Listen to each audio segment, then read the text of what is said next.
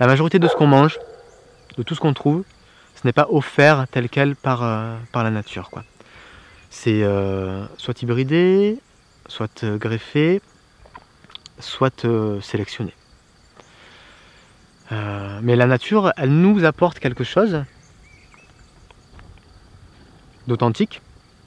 De la même façon qu'on peut consommer de la mauve, de l'ortie ou du plantain, on peut aussi se rapprocher de ce qu'on appelle les fruitiers, les arbres fruitiers comestibles et stables. Alors, stable dans le monde végétal, ça veut pas dire grand chose. La stabilité, c'est relatif au temps qu'on passe à la regarder, j'imagine. Parce qu'évidemment, si on regarde 500 ans un arbre, on le verra aussi peut-être évoluer, quoi. Peut-être changer de tactique et de forme. Mais la nature, elle nous offre quand même un potentiel de fruits sauvages en cadeau comme ça. Comme les amandiers, c'est pour ça que je voulais qu'on se rapproche de lui. On n'a rien fait sur cet amandier. Il est là, il est venu, il est poussé, ou on l'a installé, mais peu importe en tout cas, c'est vraiment le modèle végétal naturel. Mais comme aussi des espèces qu'on oublie, qui constituaient les haies des bocages, je pense qu'il y a une époque où vraiment les bords des champs de culture, ils étaient constitués de ces petits lieux très diversifiés, où on avait ces arbres fruitiers sauvages et stables qu'on pouvait consommer.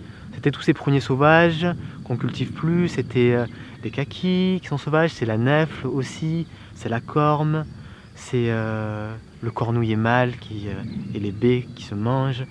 Il y a énormément de fruits sauvages qui sont comestibles et qu'on devrait peut-être plus remettre au goût du jour et remettre dans nos espaces délaissés, de façon à avoir une source de nourriture comme ça abondante régulièrement sur l'année.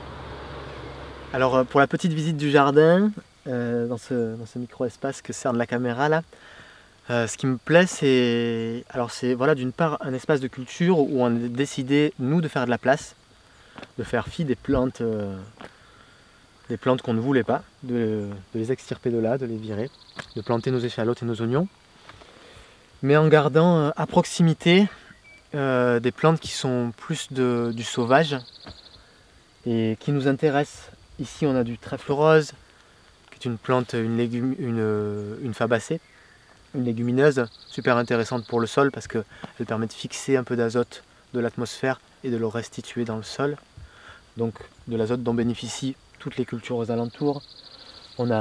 C'est génial, dans des petits espaces comme ça, c'est extraordinaire, quoi.